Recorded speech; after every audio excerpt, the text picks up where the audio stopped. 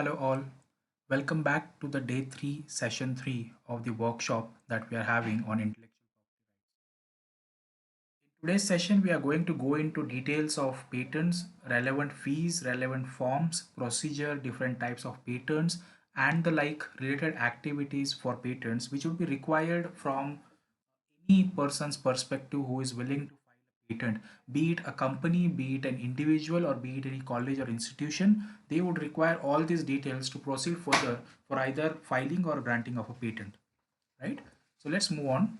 So to this is the basic contents of the session today, and we are going to focus mainly on the criteria and assessment of patentability uh, from the perspective of the criteria. So in short, we are going to go into details of novelty, inventive step, and industrial applicability, and how any of the patent offices across the globe actually assess these different types of criterias based on what factors. All these things are to be discussed today. Different types of patent applications that will be discussed in session today. Fees required for filing of a patent application will be discussed today. Apart from that, various forms which would be required for filing of a patent application will be discussed today. And most importantly, patent being a territorial right, how one can file a patent outside India and what are the possible ways to secure the patent outside India would also be covered in today's session. After we are done with these specific points, we are going to touch base on the patent searching and the requirements part of it. If time allows us, we are going to go into at least the definitions of the patent searching and the types of patent searching and what are their specific importance from the perspective of the patentability would also be discussed. Let's move on. So let us, before going into the steps of patenting and the specifics of patenting, it is always better that we come on the same page from the perspective of what we discussed yesterday, because everything would be relied on what we discussed yesterday, especially from the basic definitions of patents and what are the criterias and other stuff. So what is the invention? As we discussed yesterday, invention can be a new product or process which involves an inventive step and is capable of industrial application, is basically the definition of the invention according to the Indian Patent Act. So any invention which is new in itself, which has inventive step and industrial applicability, are considered as inventions. Now, I am focusing again and again on this definition because everything is related to the technological background. So when we say technology, this technology may not only be associated with the engineering projects, but it may also involve various fields. For example, biotechnology, chemistry, then pharmaceutical, any particular industry, any particular domain which has a new product or process which has inventive step and capable of industrially, industrial applicable, are considered as inventions. So whenever I say inventions, let's not focus, though I try to or tend to use the word technical in nature, that does not mean that it always have to have association with the only engineering projects. No, any technology, because even nanotechnology which may be used in pharma, chemistry as well as engineering, this is also technology. Similarly, any other XYZ technology which may be commonly available for any of these particular domains may also be considered under the invention purview. We also saw yesterday what is the definition of patent explicitly from the perspective of the Patents Act 1970. So Patents Act basically is a bible for those people who wants to either work in the industry of patents, who are from technical background, who wants to work in the field of intellectual property right, as well as from the perspective of the researcher or the people who wants to file patent in India or anywhere abroad. So this book is called as Patents Act 1970. We also saw that in our first session that this particular act covers all the rules and regulations, what we call it as law, sections and rules, which are associated with getting a patent granted in India and the specific conditions thereof. Patent, as we discussed yesterday, it is an exclusive right which is granted by the government to the applicant of the invention for a limited period of time in lieu of or against the disclosure of the invention of his invention. So just to touch base yesterday's point, it is very important to disclose your invention in that document to the government authorities, intellectual property right office, as we discussed yesterday, and only then the patent office would be eligible or would be at a right position to grant your patent for. If you keep hidden the things which will not make the document understandable in nature, you will not get a patent granted for it. And there are many questions which are generally asked by people across the globe, that whether the patent office is the secure office, or whether our invention will be leaked, will be shared with any competitor or any or whether the examiner or the controller would use this particular invention for their own benefit. The straightforward answer to that particular question is no, because this is most securest office in terms of the intellectual, let us say, idea and innovations are associated with. Not only that, this is the government office, but they also have very concrete criteria, terms and conditions, as well as the legal requirements for any person to work in this office, and thus these people may be considered, may be treated as the reliable sources of hiding or storing the information without any leak or without any disclosure to the public. What does the patent right grants you? Patent right grants you an exclusive right to prevent any or the third party from the act of making, using, offering for sale, selling, or importing the patented invention. So here the term patented invention means the invention should always be implemented either in the form of product or process, and hence indirectly this definition means that you are stopping people from exporting, importing the products, selling the products, using the products, offering for sale, or making, even manufacturing the products as well. We saw this definition in detail yesterday, so I will quickly move on to the next point. This was the last slide in the yesterday's session, and it is critically important to understand that the patent office not only reviews the application based on its fulfillment or sufficiency of the information that is being provided, but these are all important points that are being considered by the patent office when they review or when they grant a patent application, right? So let us quickly understand what this particular slide says, or what this particular criteria says. Obviously you have already seen it in the last couple of minutes in the second session yesterday, but to come on the same page, because everything in next slides in this session would be based on these particular factors, and thus I want to go into details of each and everything again. So if your invention is not novel, you will not get a patent granted in India. If your invention is not inventive, you are not going to get a patent in India. If your invention is not industrially applicable, that means if your invention is not being used or is not capable of being used in an industry, or made in industry, it is hypothetical in nature, you will never get a patent granted in India. Now here, this criteria we are going to see in detail, like how the patent office decides, on what basis they decide whether your invention is capable of being used and made in industry or not. But at the moment, you can just keep in your mind that if your invention is hypothetical in nature, you will never get a patent granted for it. Frivolous or misleading inventions. That means if your invention is something contrary to a natural law, right? So for example, you say that there is no equal and opposite reaction to a particular force or to a particular reaction, which is contrary to the Newton's law, right? So you'll not get a patent for. You'll not get a patent for such things. Light travels faster than sound. If you say that this is contradictory in nature, and it is not that what happens, there is something else which travels faster than light, and thus I want a patent for that, you'll not get a patent, because at the moment light travels faster than sound is a well established phenomenon, and you will not get patent granted for contrarying to this particular natural law or natural phenomenon. Section 3B is a type of section which indicates that anything which is, prejudicious, or let us say hazardous to a mortality of public, is not patentable. The best example I told you, the bullets, the atomic bombs, the nuclear weapons, the nuclear bombs, these are not directly patentable in India. And even if you file a patent for it, you will never get a patent granted for it. They will be considered hidden from the government officials, right? So I'm going to touch base on few of the points for that perspective as well. It's called as secrecy directions, wherein I think that point we can discuss when we discuss about the patent filing in the abroad, you know. Section 3H is actually associated with horticulture and agriculture. So any process or any product, not product actually, but it's a process mainly which actually is covered in this particular thing, and that's the section 3H refers to as a method of, and not a product or. So method of or a process of agriculture or horticulture are actually not patent eligible in India. So for example, if a farmer tomorrow comes to a patent office and say that I want to file a patent in terms of how I actually cultivated the crop last year, because the generation or the revenue generation was much higher as compared to any other farmer nearby me. Patent office will straightforward say that, sir, this is not patent eligible subject matter and you may not be allowed to file a patent for it.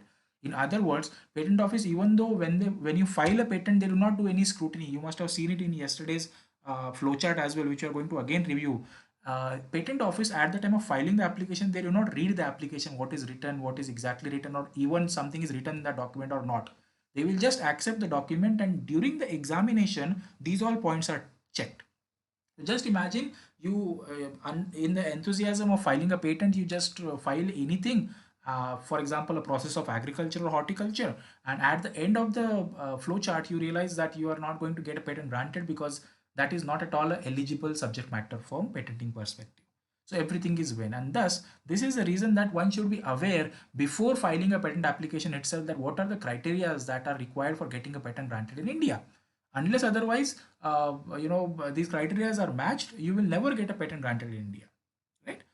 Next, section 3F. So mere arrangement or rearrangement or duplication of known devices are not patent eligible. So for example, yesterday we discussed about an example of an umbrella and uh, I think torch, right? Battery, what we call it as. So let us discuss a very simple example, another example here. So for example, let us see the vehicle that was used in the movie Sholay. I hope you must have seen the movie Sholay, old Sholay, obviously. Mr. Dharmendra and Mr. Amitabh Bachchan, the actors.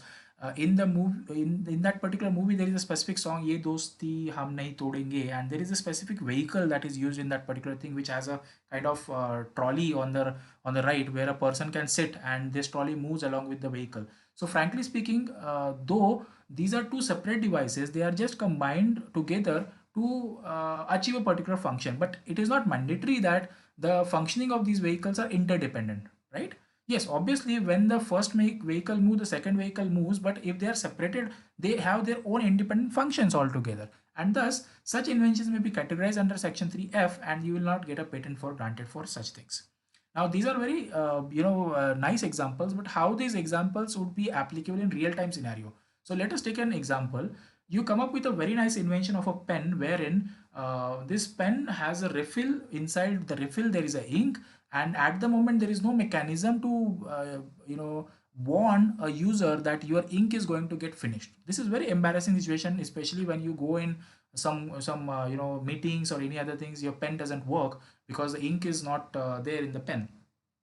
Thus, one person came up with an invention wherein the refill is fitted with a sensor which determines the level of the ink inside that refill, and it gives a message or a notification to a user when a particular threshold of that particular ink is below the requirement, and that indicates that your refill needs a refill, and thus you can fill the ink inside that particular thing. Now, this is very good invention to listen, and there is nothing wrong in this. But what happened was, like, out of enthusiasm, this guy also said that this pen has a particular cap which is fitted on the particular pen. Now, frankly speaking, can a pen work without a cap?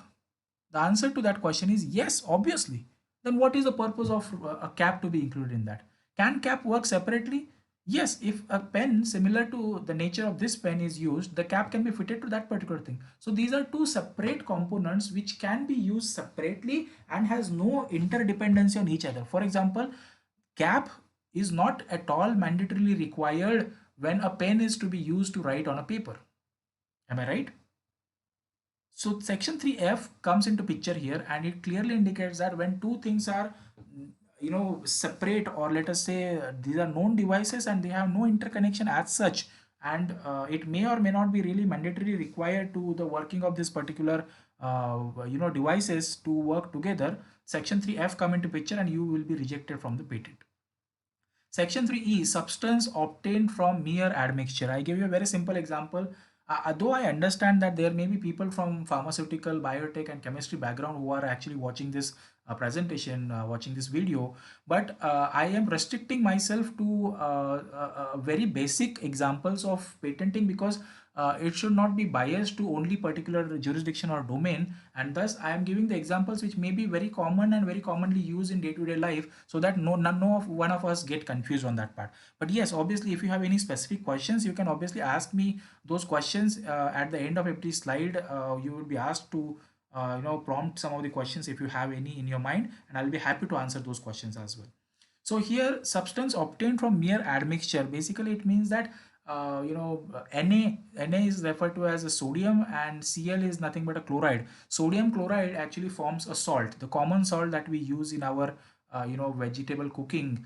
So this is referred to as NaCl, and these are known things. These are mere admixture of known things. For example, Na and Cl are combined together to obtain NaCl.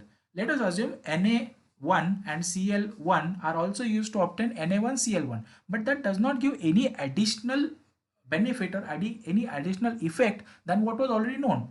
So even NaCl gives you NaCl, and Na1 plus NaCl1 also gives you NaCl1, which has same properties, same effect as that of the common salt.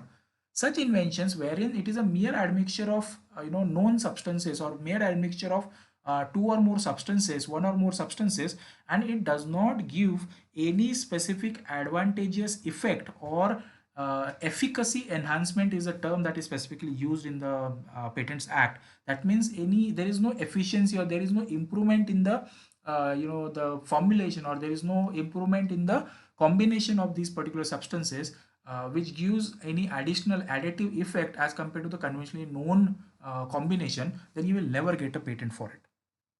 Section 3E and Section 3D are basically, most, what do you say? They are basically the most concrete obstacles from the perspective of the pharmaceutical patents. So these are very important to be understood in detail, and these are very important to be noted that inventing is not very crucial if you are not able to satisfy these requirements from this particular thing. We are going to see why these points are being discussed again and again when we actually go into details of patent drafting or drafting of a patent application, and each of these points come into picture there. Otherwise you are not going to get a patent granted for it. Section 3D indicates mere discovery of a new form of known substance. So for example, you know that, let us say, a diamond, which is actually found generally in the coal mines, and if you see that there is another kind of material which is diamond, but it is of red color. Earlier it was white color, which was very well known to people, but nowadays they have started finding it of red color or blue color directly, right? I'm just giving an example. So such discovery of known form of known substance, or a new form of known substance, because red color was not known, that's why it was referred to as new, and new form of known substance. Substance here is in diamond. For example, the arrangement of the carbons, into this particular structure.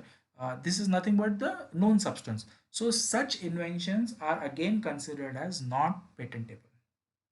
Even if you come up with a new form of known substance, that new form should exhibit some better results, some advantageous effects, or advancement in other terms as compared to the conventional known thing. So even if, for example, the white color or the colorless diamond was already known, and today you come up with a red color diamond, which is having the same known substance, and it is just a new form of it, but this form helps to to perform a dedicated function which was not at all available or known from the perspective of the transparent diamond, or let us say white diamond or colorless diamond. So such inventions can be considered as patent eligible, and you can definitely opt for that particular thing. I'm just, for clarity, I'm going in a reverse direction because ultimately yesterday we gone in a sequential manner. I'm just randomly covering these particular points. Section 3C indicates mere discovery of a scientific principle or abstract theory. Best example we discussed yesterday, E is equal to mc square. So basically if you replace E is equal to mc square by A is equal to bc square, that ultimately gives the same effect, and it's just the name or the input or the particular the symbols or the equation is just altered as per your convenience, and hence such mere discovery of scientific principles may not be patent eligible. Another example for it, so when you see the lightning, that is light travels faster than sound, this is a this is a kind of scientific principle known in the art. So if tomorrow somebody says that I want a patent wherein I discovered that, I found that Whenever there is a lightning, the light is seen first and then sound is heard maybe after a couple of seconds or couple of minutes. So you'll never get a patent granted for it. This is very important to understand. Most important point here is a process for medicine treatment for human being is not patent eligible. Yesterday we discussed that a process, that means when a doctor attempts a surgery, he may go through a particular process, and such process, the stepwise manner by which the doctor treats or operates this particular patient, such inventions are not patent eligible. But yes, any device, because the term process is used here, that does not restrict people from taking a patent in the device domain. For example, a robot which is used to perform a surgery instead of a doctor can be patentable, right? A device which is used to monitor the heartbeat of a patient is patentable because you're not actually directly treating on the human being, but it is you're assisting the either the machines or either the humans to treat the people. So you're assisting, you're not actually treating, right? Such things are patent eligible or patentable. Same example goes for those, oximeters and then ventilators and then the surgical lights and bulbs that we use in the surgery theater, operating theater, operation theater. These are all considered as patent eligible. Plants and animal as a whole, they are not patent eligible. Section 3J is always associated with the plant and animal as a whole from being patented. For example, tomorrow somebody comes and say that I want to patent my newborn baby, they will not be patent eligible subject matter, right? Obviously they cannot be, because you cannot claim on anything. Yes, obviously it is understood that this baby belongs to you and you are the parents of this particular baby, but you cannot claim that this particular, or you cannot get a patent that this particular baby or the structures of this or the appearance of this particular baby needs to be patented or protected. You cannot get it. Animals, same example goes for animals as well. One important point to be understood here is like, which actually was asked in the questionnaires as well. Apart from plants and animals, the microorganisms, and they are actually considered patent eligible in India. And actually the Patent Act clearly indicates that any microorganism, not in its primary form, but into some different form, are definitely patent eligible subject matter, right?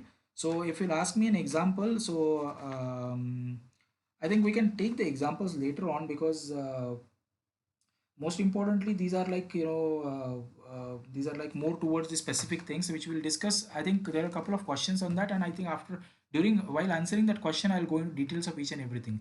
The term derivatives is what they are referred to as. Derivatives of such microorganisms are patent eligible, right? So yeasts and fungus and all those things which are microorganism in nature, and not fungus but yeasts obviously, can be considered as patent eligible, but not in its original form. But if there are some derivatives achieved by it, they can be used for this thing. So specifically, the native forms of microorganisms are not patent eligible, but a derived form of the native organism can be considered as patent eligible. Moving on, section 3K is a very concrete section which is generally being faced by all the people from electronics, computer science, IT, embedded system, electromechanical devices. Almost all these people from this domain who files a patent for it, they generally see this kind of objections in their examination report which is issued by the patent office. And they note that any mathematical method, any business method, any computer program per se, there is also a term algorithm in this. So any computer program per se, and algorithms are not patent eligible. So tomorrow, if somebody says that even though I am knowing that 1 plus 1 is equal to 2, I want to file a patent for a plus b is equal to 2, you will not get a patent for it, because it's ultimately a calculation, and a can be replaced with 1, b can be replaced with 1. So it's ultimately you're doing the same mathematical calculation. Similarly, if somebody comes and say, I work in an accounts department and I have come up with a tally software which actually helps people to calculate their revenue, or calculate their overall day-to-day life activities from the money spent perspective, you'll not get a patent for such kind of inventions, right? Calculator, if it is considered as the device, you may get a patent for it, but if you consider it as a process of calculating something, you will still not get a patent for it. Same goes for business model. Business model means what? Basically, invention for selling, like Amazon and Flipkart. They are just a platform which actually sells the product of a third party on this particular platform. So it's basically a conventional selling process, buying and selling process. but it is happening through a software, and such softwares which are actually used for buying and selling and generating a revenue out of it, they are categorized under the business method, and you will never get a patent for such inventions. Computer program, the software code that you write in a particular language, we call it as coding language, they are not patent eligible again, right?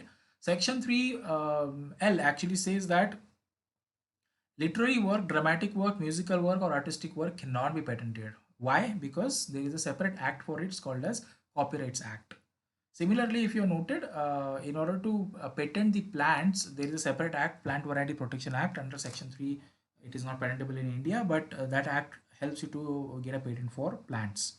And these plants obviously has to be showing some different characteristics. Next is Section 3M, a scheme or rule of paying, performing a mental act. For example, the act of playing game or a chess or a table tennis for that matter. It's not patent eligible, right? So this is most important point to understand. Section 3N means method of presentation of information. The way I am presenting this particular slide, or the way I am actually discussing the slide on the session, cannot be considered as patent eligible because it's just a presentation of information. But yes, such presentation of information, if it is something unique in nature or has some let us say some specific points to be highlighted which is not available in the conventional presentations, arrangement of those particular texts and arrangement of color combination on a particular tab, then obviously such presentations can be considered as copyrightable because there is a creation of art in that.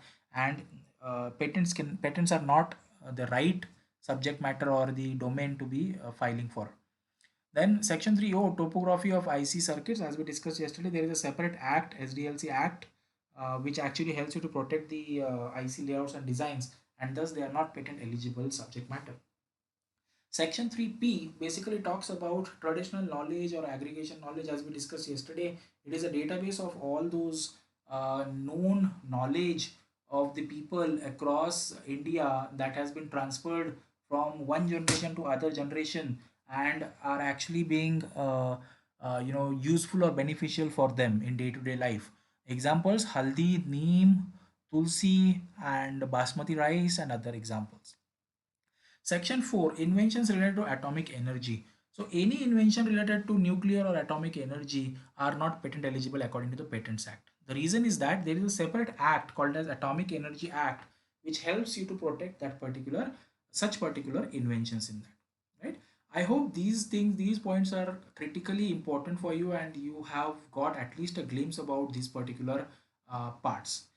Apart from this, there are a couple of other points that needs to be discussed which are from the non-patentability perspective. One of the examples for that is if your invention is related to a national security or a defense purpose. For example, you somehow come to know that DRDO, the one of the organization body who are involved in manufacturing and work towards the defense of India. So you come to know some secret information about it, and you decide to file a patent for that particular invention.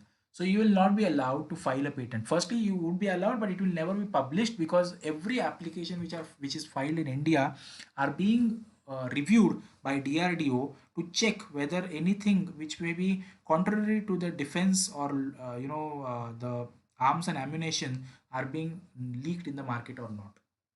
That's the first important point you need to understand. Anything related to defense may not be considered patent eligible. Anything related to the national treasury related activities. For example, you decide to disclose some of the important income tax related documents of a very important person. Say, for example, Mr. Amitabh Bachchan, or for example, Mr. PM, Mr. Modi. So you decide, you just got a grasp on those particular income tax documents, and you decide to file it in the form of patent just because you want to get it patent. I don't know for what, but if you decide to file such patents, you will not get a patent. In fact, it will neither be published nor examined. It will be just kept hidden. So these are what are the few examples under which you will not be able to get patent granted for in India, right? These are also called as secrecy directions according to the Indian Patent Act. So under secrecy directions, your invention will be kept hidden. It will never be published. It will never be examined. It will never be this thing. But yes, if such inventions are found useful from the perspective of the defense technologies, the people from DRDO or the government of India can contact you for doing a business or from understanding your invention in greater detail so that they can use it for the security purposes, right? These are the basic important points in this.